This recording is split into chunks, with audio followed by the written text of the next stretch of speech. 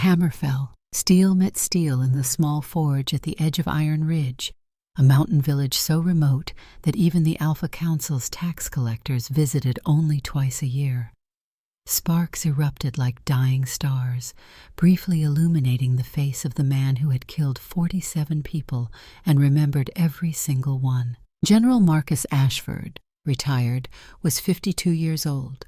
His wolf had not fully emerged in 15 years, remaining dormant beneath his skin like a caged animal that had forgotten how to howl. His hands were scarred from 2 decades of blacksmithing, but the scars that mattered were deeper. They lived in the tremor that seized his fingers when he ground a blade's edge. They lived in the way his wolf whimpered instead of snarled when threatened. They lived in the nightmares that visited him every 3rd night without fail. The hunting knife he was crafting was for Thomas Brennan's son.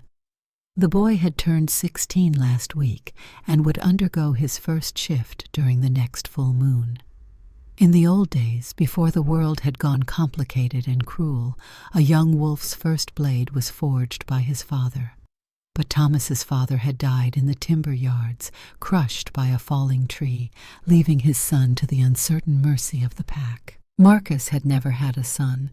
He had never taken a mate. The bond had stirred once, 20 years ago, but he had been too much a soldier then to recognize it.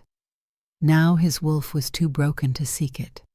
He had never allowed himself the luxury of family, because family meant hostages to fortune, and Marcus Ashford understood better than most that fortune was a sadistic mistress. The knife was coming along well. Folded steel, 7 layers, the pattern emerging like water frozen in motion. He quenched it in oil rather than water. Water was faster, hotter, more dramatic. Oil was patient. Oil understood that some things needed to cool slowly, or they would shatter. 20 years ago, Marcus had been water. He had been fire and certainty, and the absolute conviction that following orders was the same thing as doing right. Now he was oil, slow, patient, trying very hard not to shatter. The forge was hot, despite the November snow piled 6 inches deep outside. Inside the stone workshop, sweat ran down Marcus's spine and soaked through his shirt. He wore the same thing every day: rough-spun wool, leather vest, boots that had seen 3 rissoles and would probably see a 4th. His hair, once dark as coal, had gone silver at the temples. His jaw, once clean-shaven every morning at dawn, now carried 3 days of stubble that he trimmed when he remembered. He looked like what he was. A man who had walked away from everything and was still trying to figure out if he deserved to stop walking. The door to the forge opened without warning. Cold air rushed in, and Marcus's hand twitched toward the silver knife he kept hidden beneath the workbench. Old habits, soldier habits, wolf habits that never quite died. He forced his hand to stillness and turned to face the visitor. The man in the doorway wore the black and silver cloak of the Royal Messenger Corps. His uniform was pristine despite the long ride. His horse, visible through the open door, was a magnificent gray gelding that cost more than Marcus earned in a year of knife-making. The messenger himself was young, maybe 25, with the kind of clean-cut features that spoke of nobility or at least proximity to it. But what made Marcus's wolf stir for the first time in months was the scent. Pack, Alpha bloodline, Royal Guard. This was no ordinary messenger. Marcus did not move.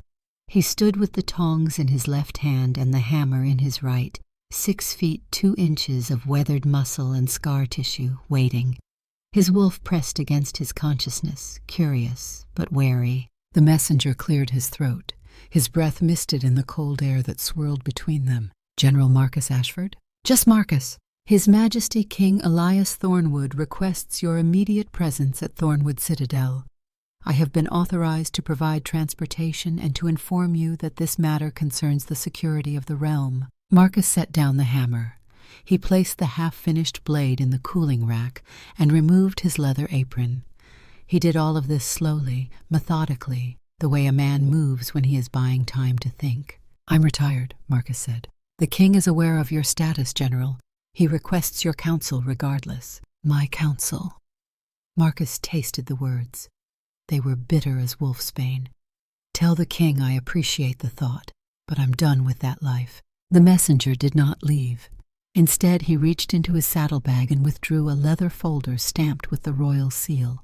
He held it out. The king anticipated your response, sir. He instructed me to give you this if you declined. Marcus took the folder. His hands, he noticed, were shaking again. He opened it. Inside were documents.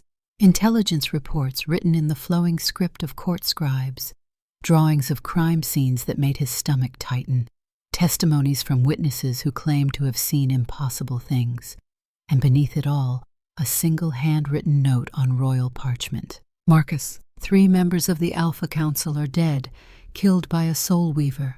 We thought they were extinct. We were wrong. The killings are connected to events 20 years ago, events you were part of. I need someone who was there. I need someone I can trust. I need you. Come home, Elias. Marcus read the note 3 times. His hands stopped shaking, but only because he was gripping the parchment so hard that his knuckles went white. His wolf rose closer to the surface, hackles raised, sensing danger. Soulweavers. The word conjured ghosts. Faces in the dark. The smell of blood and burned flesh. The sound a mother made when you drove a blade through her heart while she held her baby. The way their eyes flashed with emotion made tangible, weaponized, woven into the very air until you could taste their despair. Marcus closed the folder. He looked at the messenger. Give me an hour to pack. The messenger nodded, relief visible on his young face. He stepped back outside to tend to his horse, closing the door behind him. Marcus stood alone in the forge. The fire in the hearth crackled. The half-finished knife cooled in its rack. Everything was exactly as it had been 5 minutes ago, except that the wall Marcus had spent 20 years building between himself and his past had just developed a crack wide enough to drive a supply wagon through. He walked to the back of the forge, to a locked cabinet he had not opened in 2 years. Inside were the things he had sworn never to touch again. His service blade, silver-edged and etched with runes of sharpness. His combat leathers, reinforced with steel plates at vital points. His wolf totem, a carved piece of moonstone that helped him maintain control during forced shifts. A folder even thicker than the one the messenger had brought, filled with drawings and research notes and the kind of questions that kept a man awake at night. At the bottom of the cabinet, wrapped in oilcloth, was a portrait. Marcus unwrapped it carefully. The canvas was yellowed, the edges worn from handling. It showed a woman and a child. The woman was maybe 30, with dark hair and eyes that seemed to look past the canvas and into something beyond. The child was perhaps 10, small and thin, with the same dark eyes. They stood in front of a modest cottage, and the woman's hand rested on the child's shoulder. Marcus had taken this portrait as evidence. Standard procedure after an execution: document the targets, confirm the kills, file the reports. He had never filed this one. Instead, he had carried it for 20 years, a splinter lodged too deep to remove, a reminder that the 47 people he killed had not been numbers or statistics or threats to the kingdom. They had been human, wolf-blooded, living, breathing souls with families and homes and dreams that ended because Marcus Ashford followed orders without asking the right questions. He wrapped the portrait again and placed it in his pack. Then he gathered the rest: the weapons, the armor, the research, the weight of 2 decades of guilt that he wore like a second skin. An hour later, he rode south with the messenger toward the capital, toward the king, toward a reckoning he had always known would come. The journey from Iron Ridge to Thornwood took 3 days on horseback. Marcus spent most of it in silence, watching the landscape transform from wilderness to farmland to the sprawling outskirts of the capital. The kingdom had changed. When Marcus was a young soldier, news traveled by runner and raven, arriving days after the events they described. Now the kingdom had implemented a system of signal towers, each one manned by wolves with enhanced senses who could relay messages across vast distances through a combination of howls, drums, and colored smoke. Information moved faster. Wars could be started with a signal fire and ended before the armies even reached the battlefield. Progress, they called it. Marcus called it complexity. More ways to kill, more ways to lie, more ways to convince yourself that the ends justified the means. Lieutenant Garrett, the messenger, rode beside him most of the way. He was polite, deferential, and clearly uncomfortable. Marcus did not make conversation. He had never been good at small talk, and 20 years of isolation had not improved the skill. Instead, Marcus observed, watched the farms grow larger and more prosperous as they neared the capital, noted the increased patrols of royal guard along the roads, smelled the tension in the air, the acrid scent of fear that even humans could detect when it grew thick enough. Something had the kingdom spooked. On the second night, camped beside a frozen stream, Garrett finally worked up the courage to ask the question that had clearly been bothering him. "General, is it true what they say about you?" Marcus was sharpening his blade, the rhythmic scrape of whetstone on steel a meditation. "They say a lot of things. You'll have to be more specific. They say you led the purge against the Soulweavers, that you personally killed 50 of them in a single night." 47, Marcus corrected. His wolf stirred uneasily, remembering. "And it wasn't a single night. It took 3 days to clear the compound. They say the Soulweavers were terrorists, that they could weave emotions into objects and drive wolves mad." "They could weave emotions," Marcus agreed. "Whether that made them terrorists is a matter of perspective." Garrett frowned. "I don't understand, sir." Marcus set down his whetstone and looked at the young wolf. "Tell me, Lieutenant, if you discovered that your superiors were committing crimes, would you report them?" "Of course, sir, even if reporting them meant your death and the death of everyone you cared about." Garrett hesitated. I would hope I'd have the courage, sir." The Soulweavers had that courage. They discovered something the Council didn't want discovered. They were going to expose it, so the Council eliminated them and called it counterterrorism. "But you followed the orders." "I did." "Do you regret it?" Marcus thought about the question.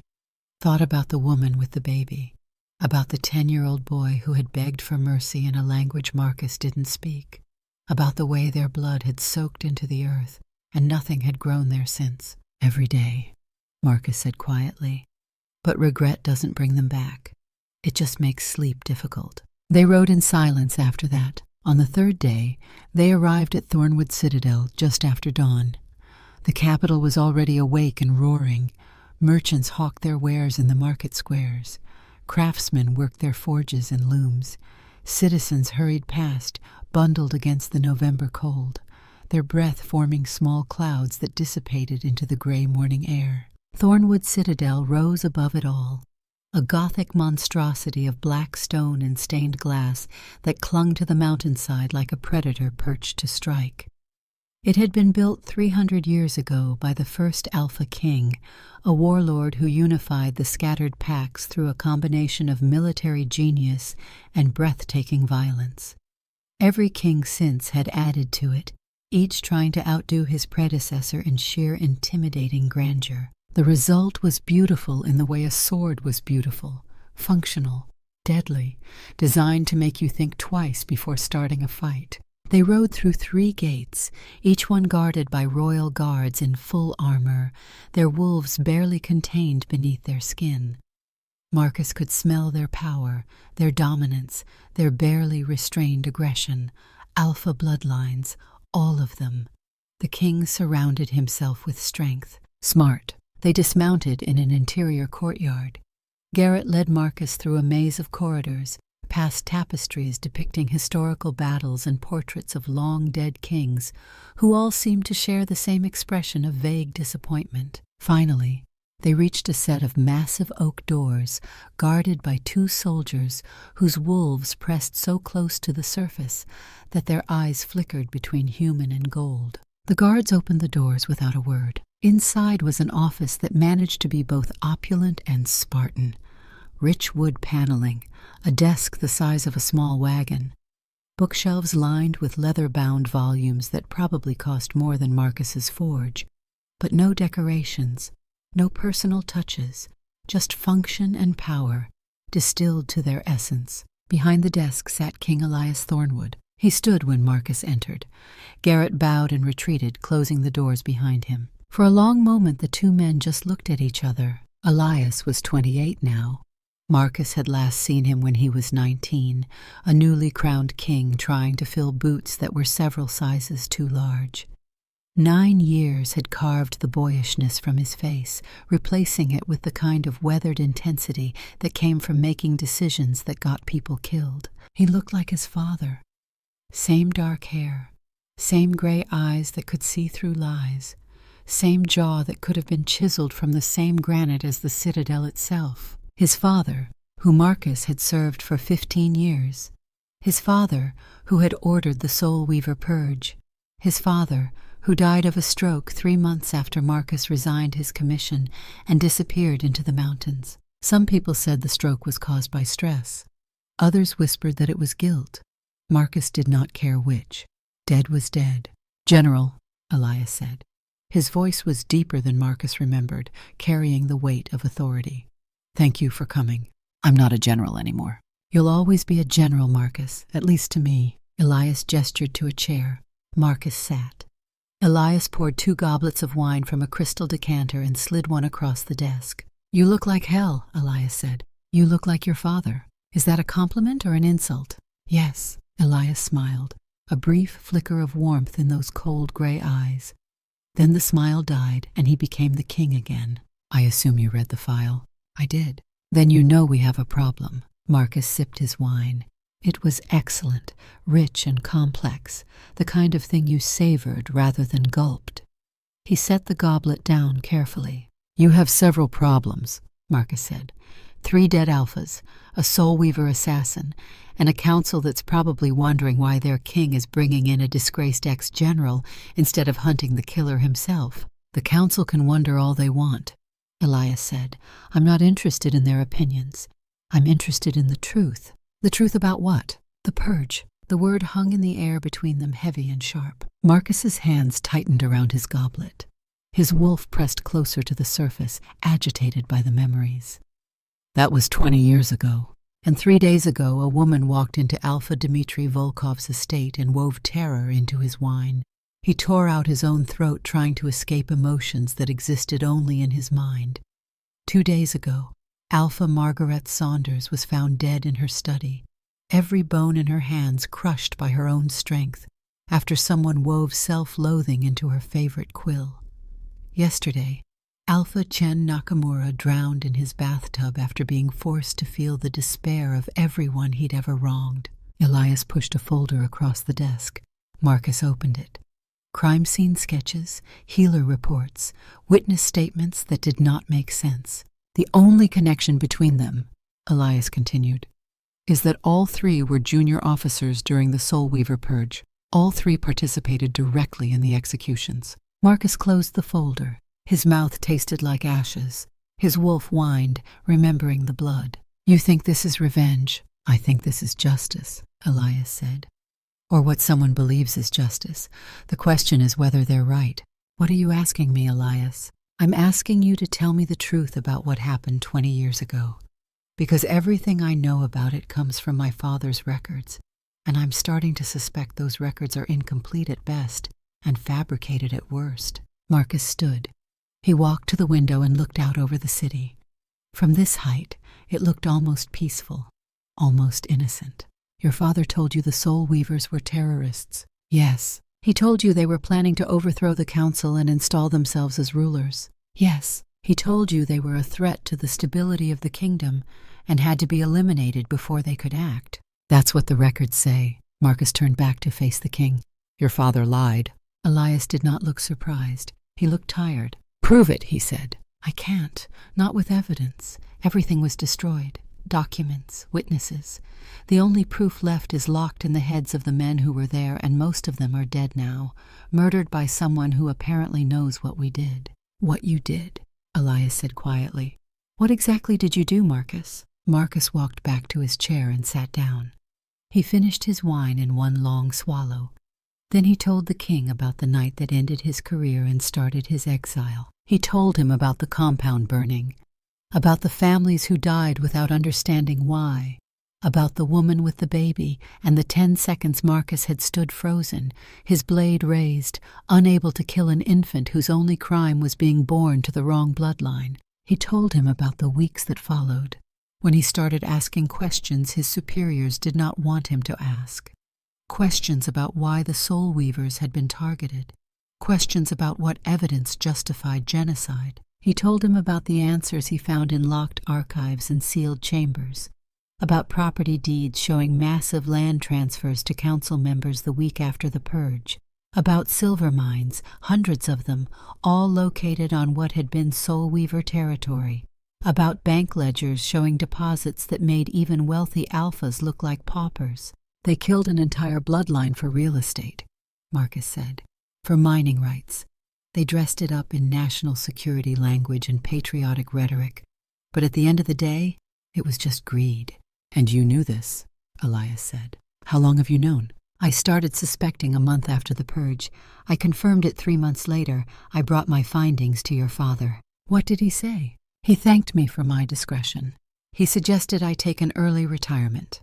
He made it very clear that if I pursued the matter further or spoke publicly about it, I would be arrested for treason and executed quietly. My family would be stripped of rank. My pack would be dissolved. So you left? So I left. I went to ground. Spent 20 years trying to forget. It didn't work. Elias poured them both more wine. His hand, Marcus noticed, was completely steady. My father was a great king, Elias said. He doubled the size of the kingdom. He brought peace to regions that had been at war for generations. He built schools and hospitals and roads. He gave people hope. He also committed genocide. Yes, Elias said. He did, and now I have to decide what to do about it. You have to decide what to do about her, Marcus corrected. The woman killing council members. She's not going to stop with 3. We have her, Elias said. Marcus blinked. What? We captured her 3 days ago. She's in the tower, awaiting execution. Then why am I here? Elias stood and walked to a window. His silhouette was backlit by the morning sun, rendering him into a shape rather than a person. His wolf's presence filled the room, dominant and controlled. Because I don't know if I should execute her, he said. Because everything I've learned in the past week suggests that she might be the only person in this kingdom who's actually seeking justice instead of revenge. Because the council is demanding her death, and I'm not sure I trust the council anymore. He turned back to face Marcus. His eyes flickered gold for just a moment, his wolf pressing forward. And because you killed her parents. If anyone has the moral authority to judge whether she deserves to die, it's you. Marcus felt something cold settle in his chest. Her parents, Isabella Moonshadow, 22 years old, the last known Soulweaver besides her twin sister, who we believe is the one doing the actual killing. Isabella was 2 years old when you raided the compound. Her parents hid her in a cellar.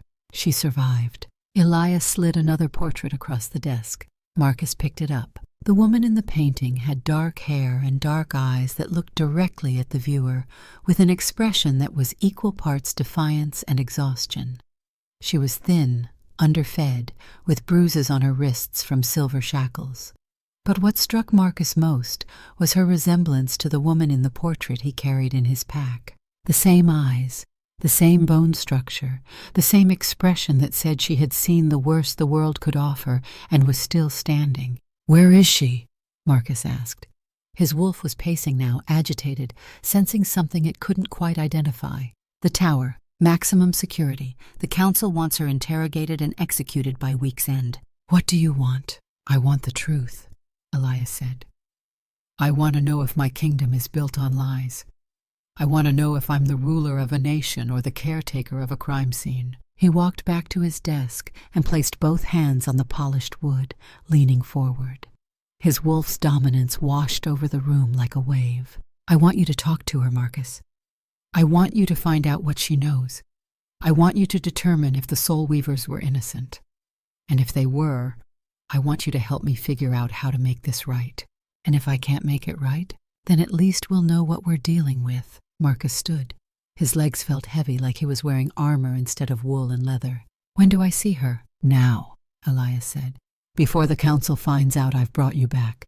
Before they have time to interfere." He opened a drawer and pulled out a small silver object, a pendant on a chain, etched with protective runes. He held it out to Marcus. "Father Ronan sent this. He said you'd need it." Marcus took the pendant.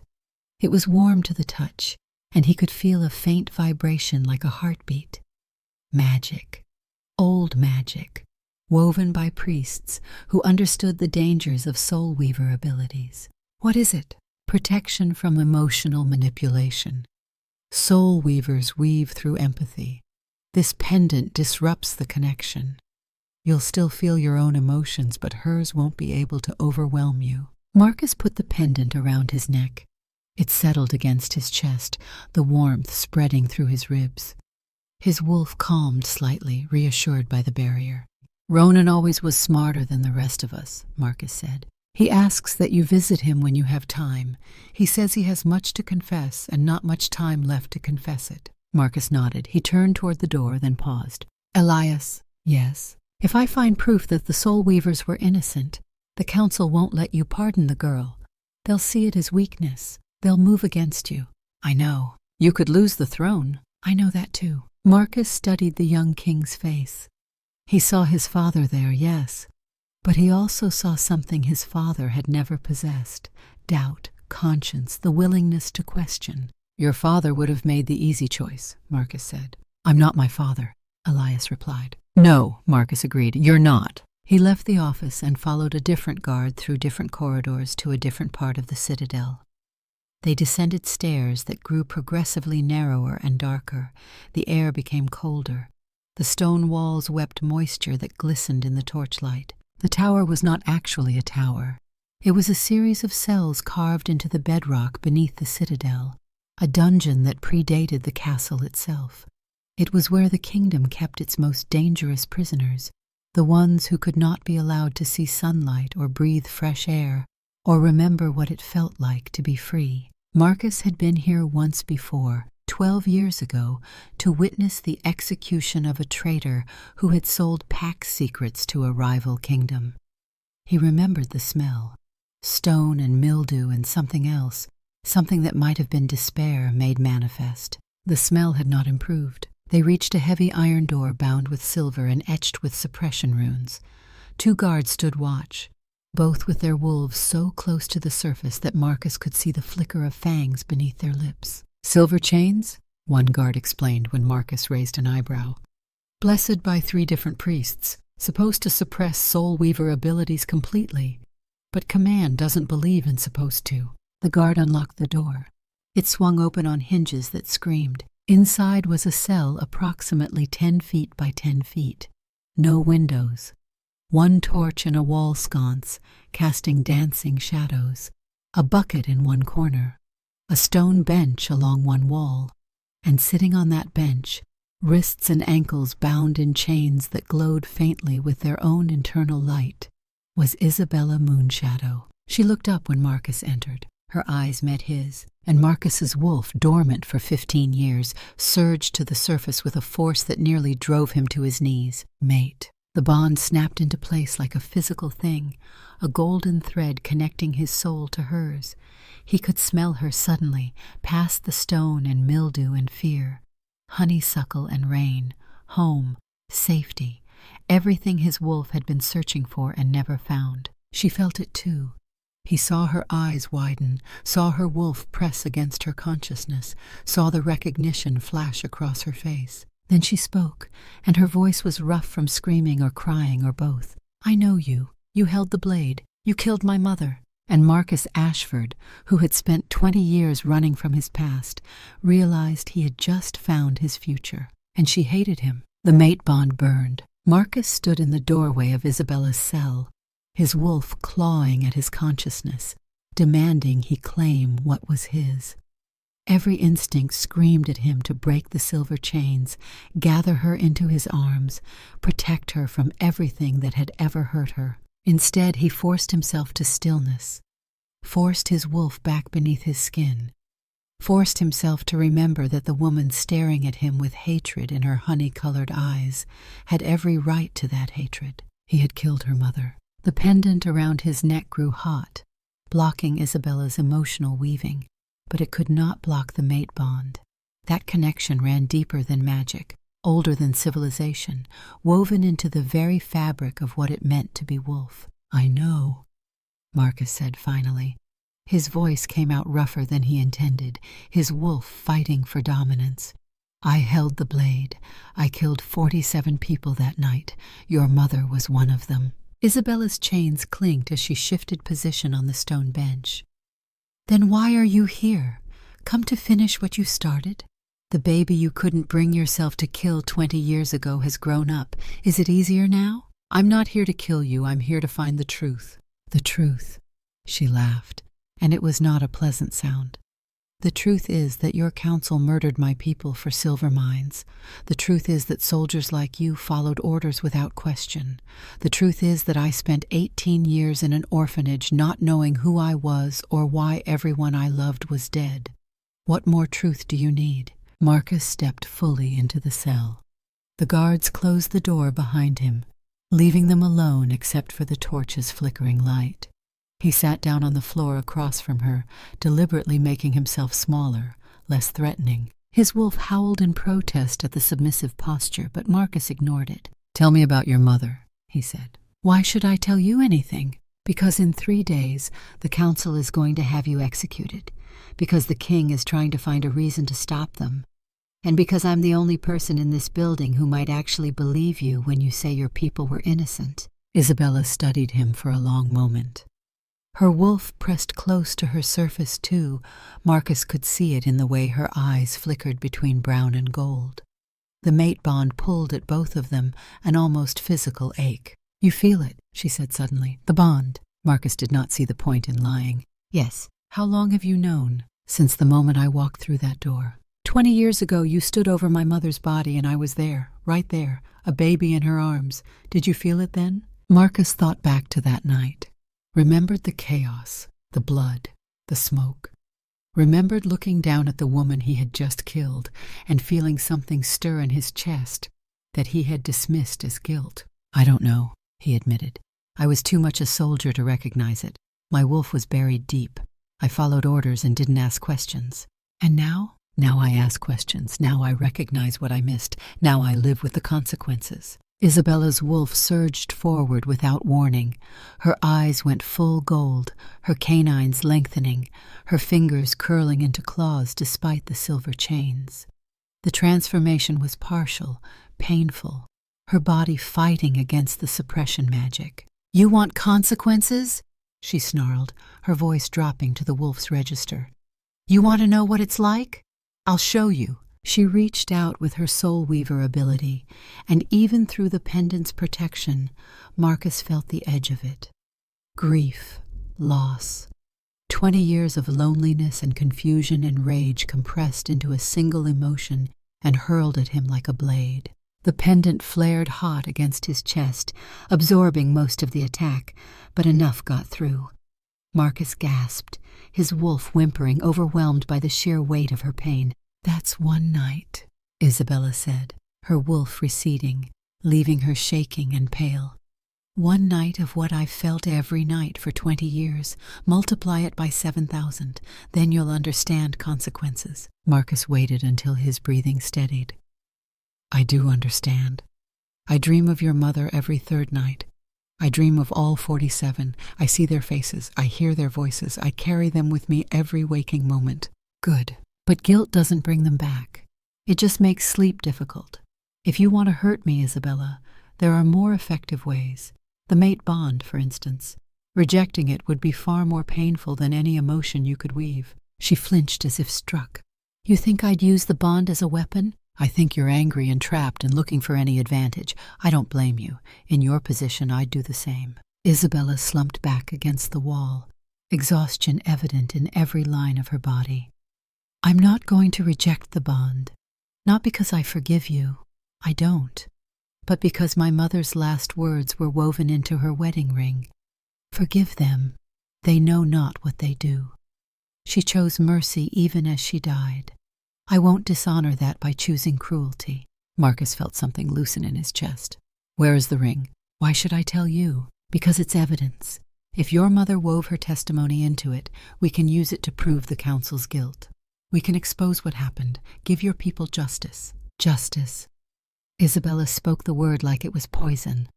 What does justice look like when everyone responsible is either dead or too powerful to touch? It looks like truth. Public truth. The kind that destroys legacies and topples dynasties. The kind that makes sure history remembers who the real monsters were. She studied him again, and Marcus forced himself to meet her gaze steadily. Let her see his sincerity. Let her wolf judge his intent. Finally she spoke. The ring is hidden in my mother's grave, in the ruins of the Soulweaver compound. The compound is restricted territory. Getting there would require clearance from the council, or it would require breaking you out of here and going anyway. Isabella's eyes widened. You're suggesting treason. I'm suggesting we get the ring before the council executes you and buries the truth forever. They'll hunt us, probably. You'll lose everything. Your reputation, your freedom, possibly your life. I lost my honor 20 years ago. Everything else is just details. The mate bond thrummed between them, testing, questioning, tentatively beginning to weave their souls together the way nature intended. Marcus could feel Isabella's emotions more clearly now despite the pendant. Fear, hope, confusion, and underneath it all, a fragile thread of trust. There's a problem, Isabella said quietly. The ring is woven with protections. Only Soulweaver blood can touch it. Only my blood or my sister's. Anyone else tries, it burns them to ash. Then I'll bring you with me. I'm a prisoner awaiting execution. Not if I break you out. You're insane. Probably, Marcus agreed. But I'm also your mate. And whatever else I've done, whatever crimes I've committed, I will not stand by and watch you die for seeking justice. His wolf rose to the surface, not threatening, but present, claiming. Marcus's eyes shifted gold, and he felt his canines lengthen slightly, his bone structure shifting toward the wolf. I am Marcus Ashford, former general of the Royal Guard, killer of 47 innocent people, coward who ran instead of fighting. And whether you want it or not, whether you accept it or not, I am your mate. That makes your survival my responsibility, your justice my mission, your safety my purpose. It was a formal declaration, the kind an alpha made when claiming a mate. The words carried weight, spoken with his wolf's power behind them. Isabella stared at him, and Marcus saw tears tracking down her face. I hate you, she whispered. I know. You killed everything I loved. I know. But I feel the bond. I feel my wolf pulling toward you, and I don't know how to reconcile those two things. Marcus moved closer, still on the floor, still making himself small and unthreatening. You don't have to reconcile them right now. You don't have to forgive me. You don't even have to like me. But let me help you. Let me do this one thing right after 20 years of wrong. The cell door opened without warning. A guard stuck his head in. General, you've been in here for over an hour. The council is asking questions. Marcus stood. Tell them I'm conducting a thorough interrogation. Yes, sir. The guard withdrew. Marcus looked down at Isabella. I'm going to talk to the king. I'm going to get authorization to move you. And then we're going to take a trip up into the mountains. The council will never allow it. The council doesn't have to know. Marcus knocked on the door. The guards opened it immediately. He stepped out into the corridor, then turned back. Isabella. What? Your mother's last weaving. The one about forgiveness. Did it include me? Isabella's expression was unreadable. I don't know, but I hope so. Because if it didn't, I'm going to have to figure out how to forgive you myself, and I have no idea how to do that. The door closed. Marcus climbed the stairs back to the surface, his wolf in turmoil. He had found his mate. She hated him. The bond was forming whether she wanted it or not, and he had just committed himself to treason against the crown to help her. It was possibly the worst possible situation. It was also the only choice that felt right. He found King Elias in the war room, a massive chamber dominated by a table covered with maps of the kingdom. Several council members stood around it arguing about border disputes. They stopped when Marcus entered. Lord Cassius Blackwell, the eldest and most powerful council member, stepped forward. He was 65, with silver hair and the kind of predatory grace that came from decades of political combat. His wolf was ancient and cunning, pressing dominance into every space he occupied. "General Ashford, how unexpected to see you in the capital. I thought you'd retired to obscurity." "I was invited back," Marcus said neutrally. "Indeed, and your first action is to visit our Soulweaver prisoner. Tell me, did she confess?" "Confess to what?" "To terrorism, to the murder of 3 council members, to conspiracy against the crown. She confessed to seeking justice for genocide. Whether that makes her a terrorist is a matter of perspective." Cassius's wolf surged forward, dominance slamming into the room. "You forget yourself, General. The Soulweavers were traitors. They were eliminated accordingly." Marcus let his own wolf rise to meet the challenge. He was not alpha bloodline, but he was strong, and he had spent 40 years learning to project dominance when necessary. "I forget nothing. I remember every face, every scream, every child who died begging for mercy. Do you remember, Lord Cassius, or were you too busy counting your new silver mines?" Elias stepped between them before it could escalate further. "Enough, Marcus. A word. In private." They left the war room and entered a smaller study. Elias closed the door and turned to face Marcus. "You just accused the most powerful man in the kingdom of genocide in front of witnesses." "I accused him of truth. If he takes offense, perhaps he should examine his conscience." "Marcus, I need you to be subtle. Cassius controls 5 of the 7 council seats. If he decides you're a threat, he can have you arrested before sunset." "Then arrest me. But I'm not playing politics while that woman sits in a cell waiting to die for exposing crimes she didn't commit." Elias studied him for a long moment. "You felt it, didn't you? The bond." Marcus did not bother denying it. "Yes, that complicates things. It simplifies them. She's my mate. That makes her my responsibility under pack law. I have the right to protect her. Pack law doesn't supersede royal decree." "Then change the decree." "I can't. Not without evidence. Not without proof that the Soulweavers were innocent." "The ring," Marcus said. "Isabella's mother wove her testimony into her wedding ring. It's hidden in the compound. If we can retrieve it, we'll have all the proof we need." "The compound is restricted territory. The council would have to authorize access." "Cassius would never authorize it." "No," Elias agreed. "He wouldn't." They looked at each other.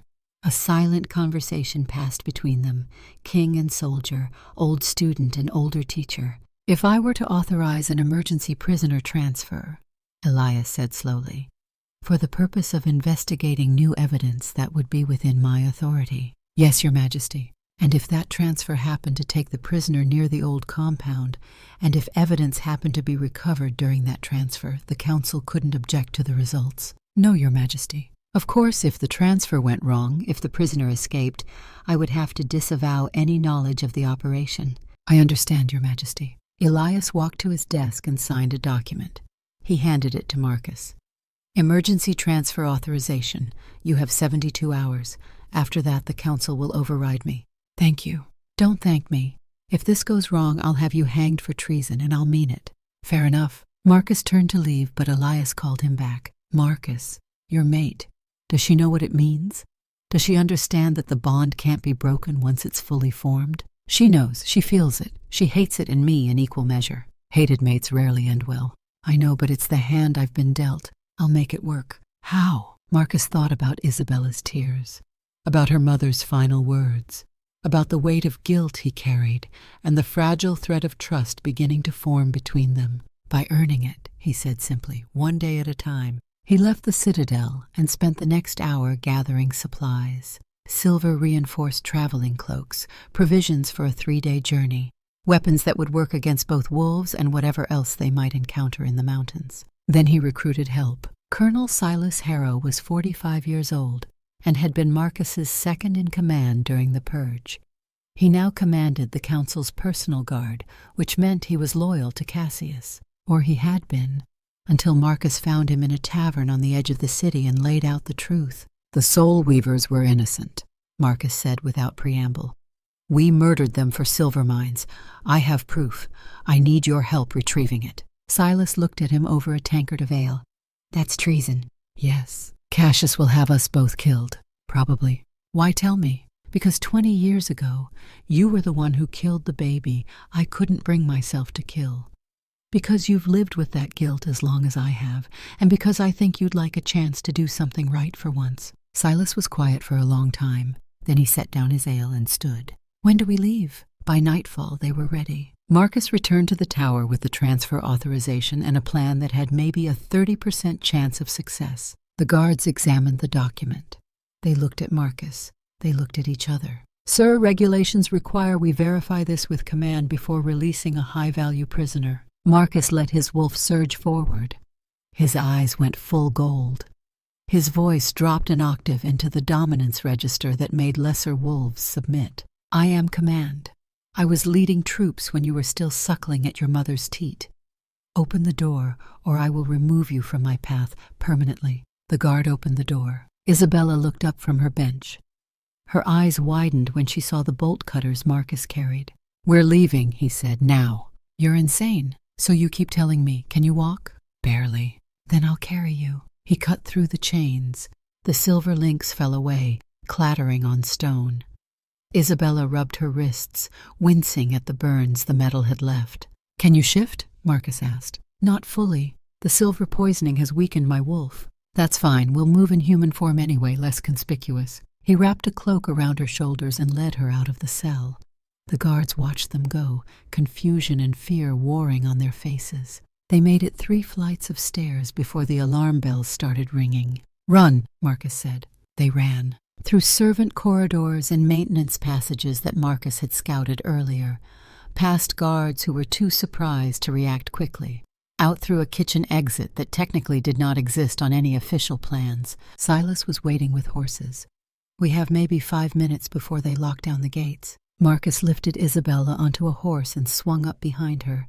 His wolf purred at the contact, the mate bond singing with her nearness. They rode hard for the northern gate, the one that led toward the mountains. Behind them the citadel erupted in chaos. Horns blew, wolves howled, the hunt was on. They cleared the gate with seconds to spare and disappeared into the night, toward the Silver Mountains, toward the truth, toward a reckoning that was 20 years overdue. And behind them, in a cell deep beneath the citadel, on a bench still warm from Isabella's body, lay a message scrawled in silver burn on the stone wall. A message that said, Mother forgave you. I'm trying to do the same. Don't make me regret it. Marcus would not see it for 3 more days. By then, everything would have changed. They rode through the night like ghosts fleeing dawn. 3 horses, 3 riders, and behind them the howls of pursuit growing steadily closer. Marcus led, his wolf's enhanced senses picking out the safest path through the darkness. Isabella rode pressed against his back, her arms wrapped around his waist, the mate bond thrumming between them with every heartbeat.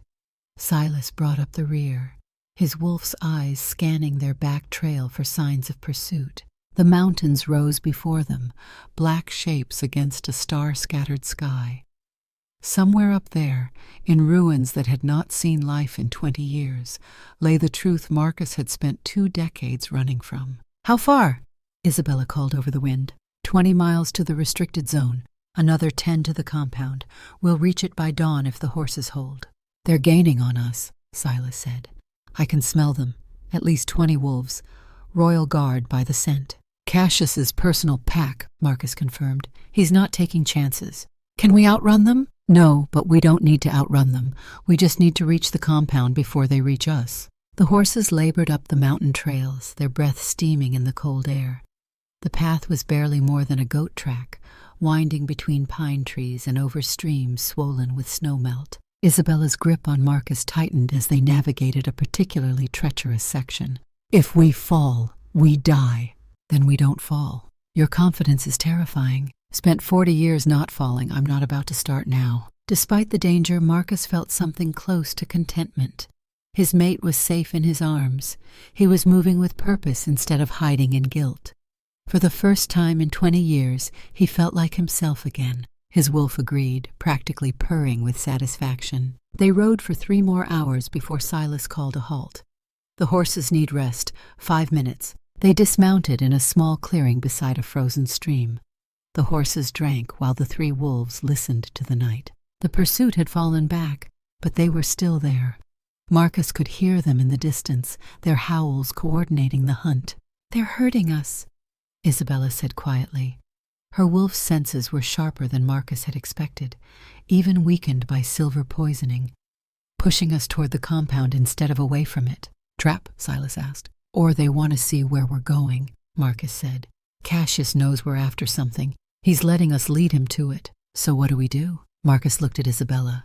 "Can you weave while riding?" "What kind of weaving? Confusion? Fear? Anything that will make them second-guess which trail is ours?" "I'm weak from the silver. I might manage one weaving before I collapse." "Then save it. We'll need it when we reach the compound." They mounted again and pushed on. The restricted zone boundary was marked by old stone cairns, each one carved with warnings in 3 languages. Beyond this point lay death. Trespassers would be hunted. The dead do not forgive. Marcus rode past without slowing. The forest changed beyond the cairns. The trees here were younger, growing from soil that had been burned and salted 2 decades ago. The undergrowth was thicker, almost impenetrable in places, and everywhere there were signs of old violence: scorched earth, blackened tree trunks, bone fragments worked into the soil. Isabella went rigid against his back. This was the outer village, where the farmers lived. I can feel them. The echoes of their deaths are still woven into the ground.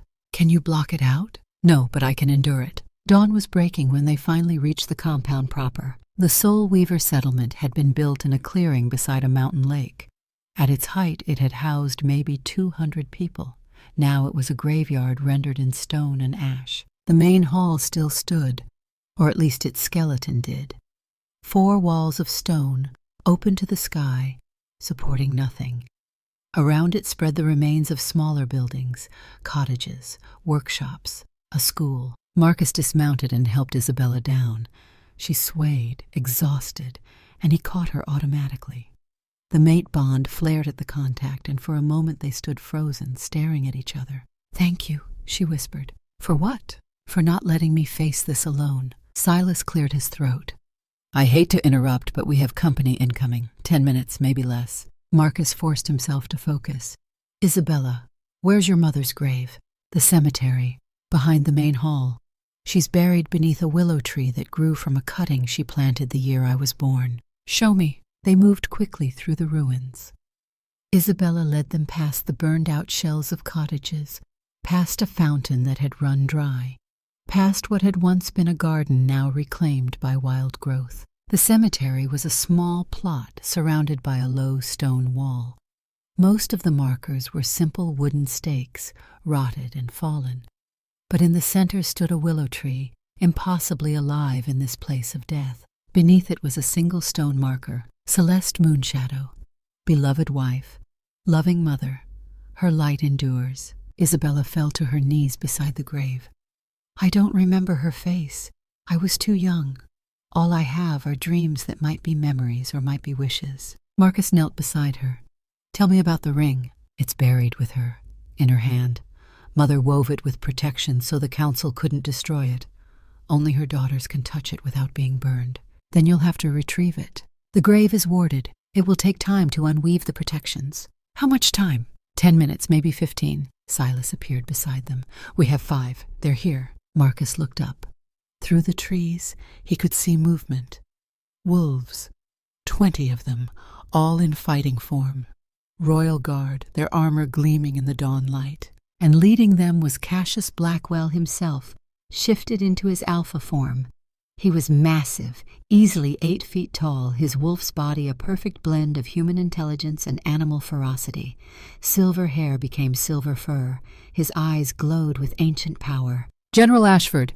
Cassius's voice carried across the clearing, the alpha resonance making every wolf present feel the weight of his dominance. "You've committed treason. Surrender the prisoner and I'll make your death quick." Marcus stood. He let his own wolf surge forward, the transformation rippling through his body. It had been 15 years since he'd fully shifted. He'd forgotten how it felt. The raw power, the clarity of purpose, the absence of human doubt. He was smaller than Cassius, less powerful, but he was fast and he was desperate and he had something the old alpha didn't, something worth fighting for. "No," Marcus said, his wolf's voice a rumbling growl. "She's my mate.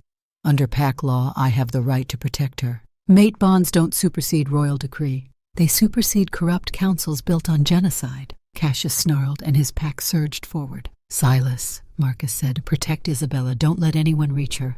"Understood." Marcus shifted fully, his body flowing from human to wolf, to the hybrid war form that was every alpha's ultimate weapon. His clothes tore as his body expanded, his bones restructured, his jaw extended into a muzzle lined with fangs designed to tear through armor and flesh with equal ease. He met the first royal guard head-on, catching the wolf's throat in his jaws and shaking until bones snapped. The wolf fell and did not rise. 19 left. 3 more guards rushed him simultaneously. Marcus ducked under the first, drove his claws into the second's gut, and caught the third with a backhand that sent it flying into a tree. 16 left. But they were fresh, and he was 52 years old, and his wolf had not fought seriously in 2 decades. He was slowing, taking hits he should have dodged, bleeding from a dozen wounds that would take hours to heal. Behind him, Isabella was working frantically at her mother's grave, her hands glowing with Soulweaver light as she unraveled wards woven 20 years ago. "Almost there," she called. A royal guard broke through Marcus's defense and charged for Isabella. Silas intercepted, his own wolf form smaller but vicious, tearing at the guard's legs until it fell. "Faster would be good," Silas gasped. Cassius had not joined the fight yet. He stood at the edge of the clearing, watching, calculating. His wolf's eyes tracked Marcus's movements, noting the fatigue, the slowing reflexes. Then he moved. The old alpha crossed the distance in 3 bounds, faster than Marcus would have believed possible. They collided in a tangle of claws and fangs and raw dominance. Cassius was stronger, faster, more skilled. Within seconds he had Marcus pinned, jaws closing around Marcus's throat, ready to tear out his life. "You were a good soldier once," Cassius snarled.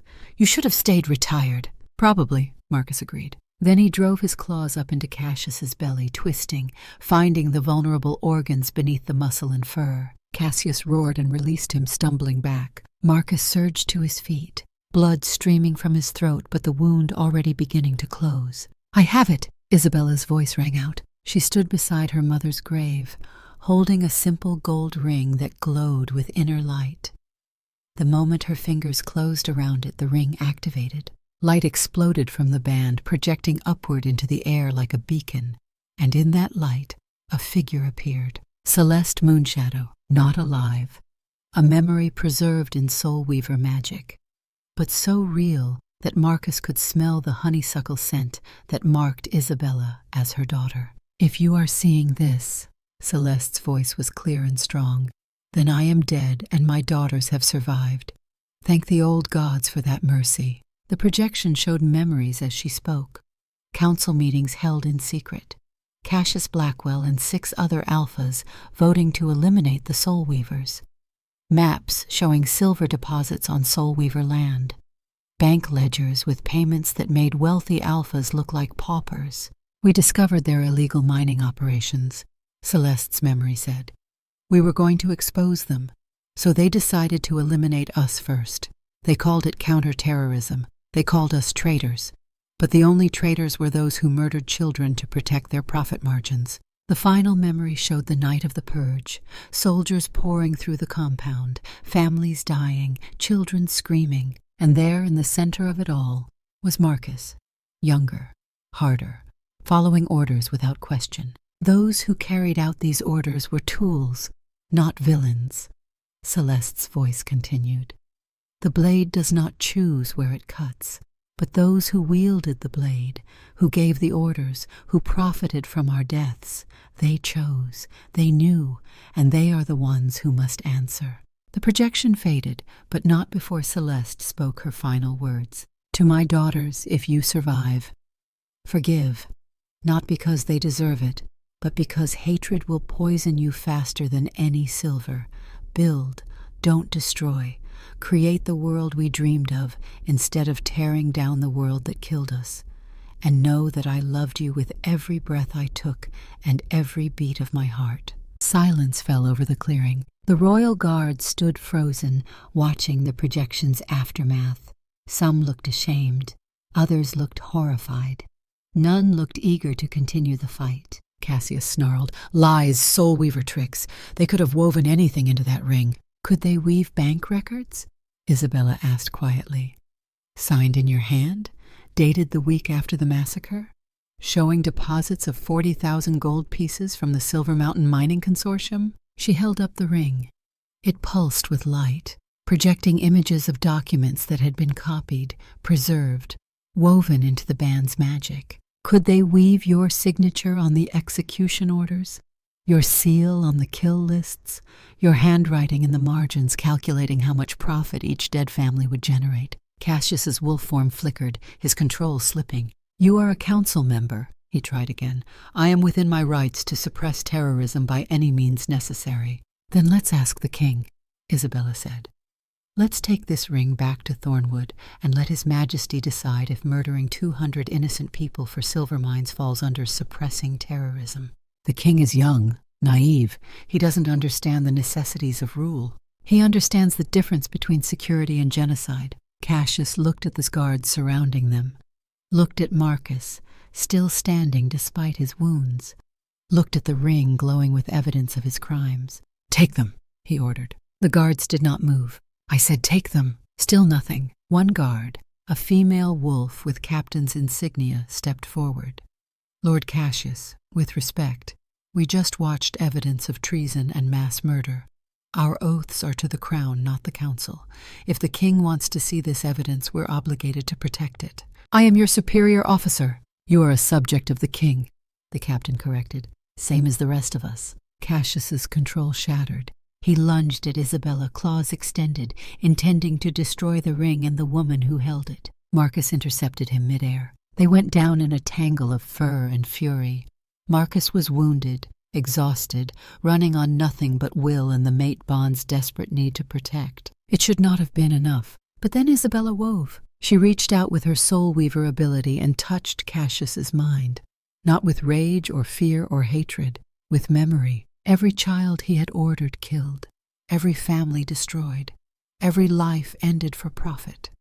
She made him feel their deaths, made him experience their last moments, made him understand on a visceral level that no amount of rationalization could suppress exactly what he had done. Cassius screamed, not with his voice, with his soul. He collapsed, his wolf form dissolving, leaving him naked and shaking in the dirt. "Monster," he whispered. "I'm a monster." "Yes," Isabella said softly.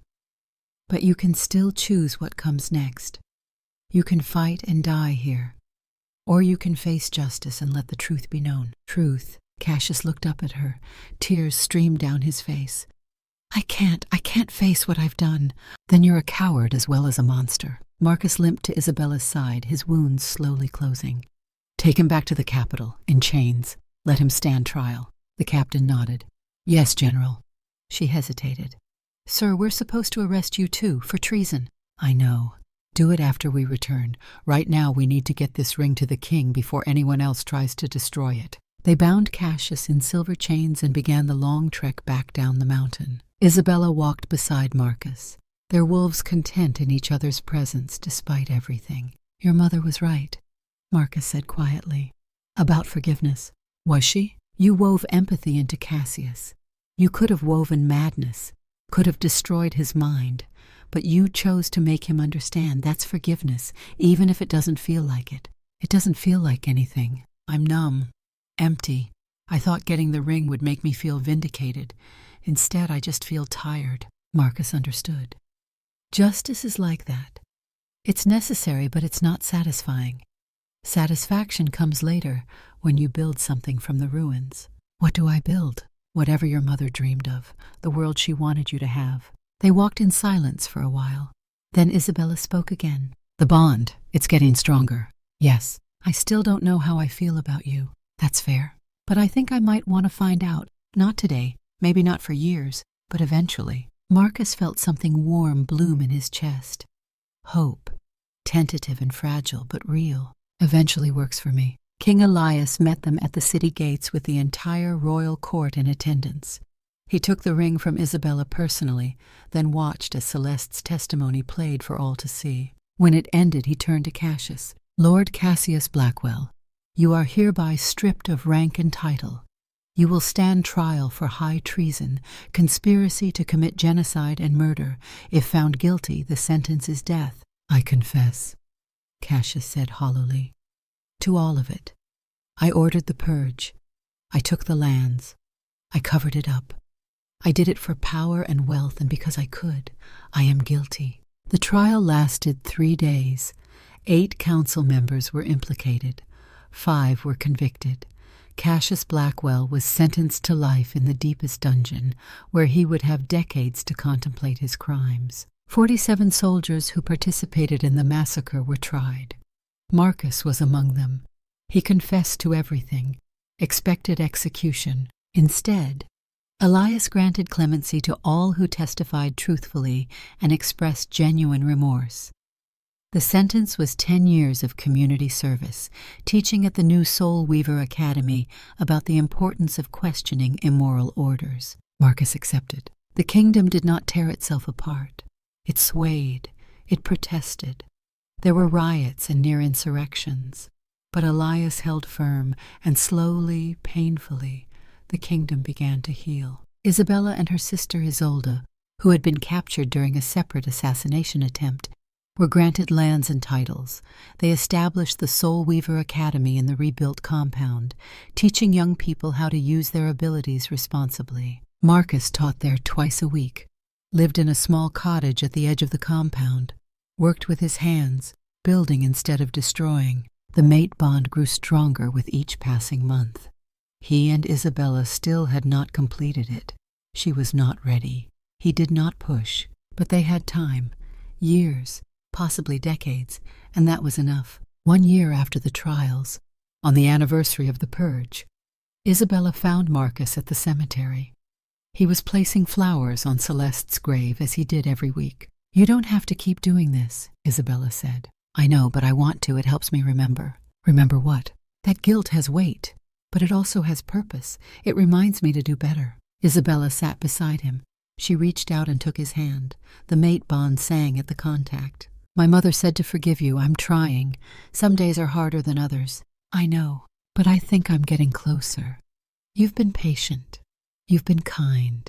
You've taught my students about the cost of following bad orders. You've built something good from something terrible. It's not enough to make up for what I did. No, Isabella agreed. It's not, but it's a start. She leaned against him, her head on his shoulder.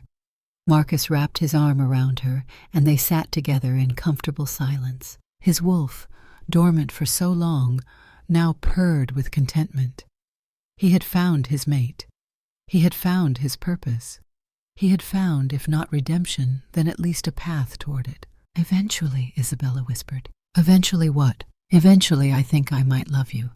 Despite everything. Despite the past. Despite the pain. Eventually. Marcus closed his eyes and held her closer. Eventually is perfect. 10 years later, Marcus stood in the main hall of the rebuilt Soulweaver compound and watched Isabella teach a class of 30 young students how to weave emotions responsibly. She had grown into her power, her confidence, her purpose, and she had completed the mate bond 5 years ago on the anniversary of her mother's death. She had stood in the cemetery, holding Celeste's ring, and said 3 words that changed everything. I forgive you. Not I love you, not I accept you, just I forgive you. It was enough. They had built a life together. Not perfect, not without struggles, but honest, real, precious. Marcus was 62 now. His hair was completely white.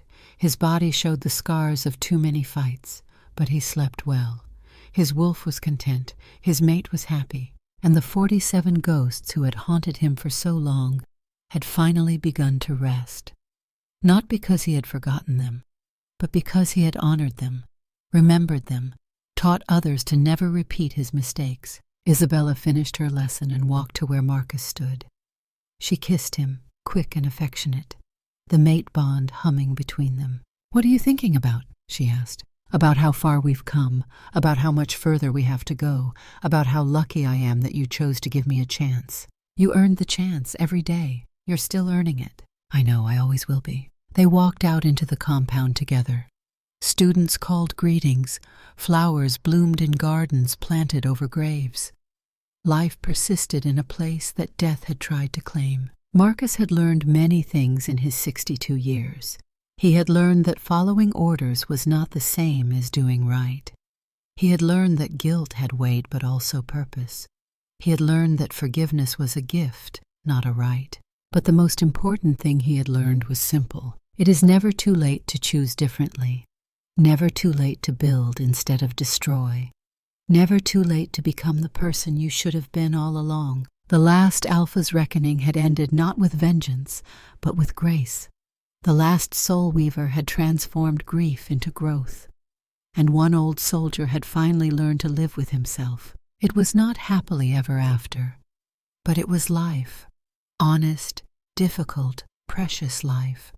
Built on the ruins of tragedy, grown from the soil of forgiveness, nurtured by the patient work of two people who refused to let hate define them. And it was enough. The end.